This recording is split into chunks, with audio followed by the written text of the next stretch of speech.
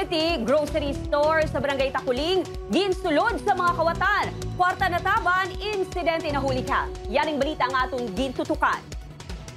Sa CCTV footage nga ini makita ang pag-alsa ng roll-up door sa isa ka mini grocery store sa Barangay Takuling, Bacolod City. Pila lang kasigundo ang nagligan. Makita na ang pagtamwa sa lalaki nga nakasuksok sang hoodie jacket kag naka-backpack. Ginsid-ing pasini kung may tawo sa sulod sang baligyan. Sang nakatsyempo na, ginpagwa na sini ang dala nga bolt cutter kag ginguba ang kandado.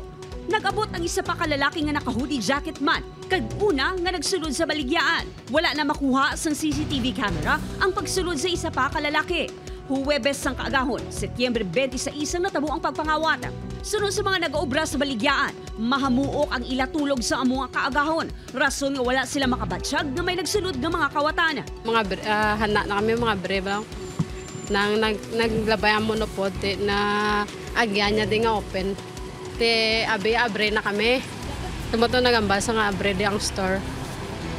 Tumoto na bala namon nga ginsulod.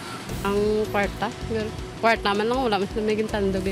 Naglabot sa 400,000 pesos nga kwarta sa sulod sang kahera ang nataban sa mga kawatan. Sa investigasyon sang kapulisan, posible nga pila na kaadlaw nga nagabantay sa palibot ang mga kawatan. Based sa aton nga investigation nga gin-conduct dira a days ara ng mga suspect nga naga-stay put sila. Makita naton siya nga nagabantay sila.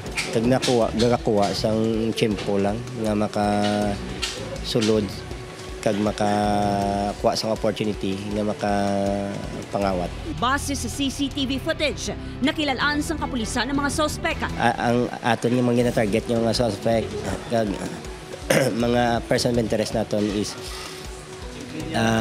the same nga may mga record na sila. Sa karon, plano sang tag-iya nga magdugang sang CCTV cameras sa iban pa nga porsyon sang baligyaan. Upod kay Reynald Castillo, Aidin Pedraso. 1 Western Visayas.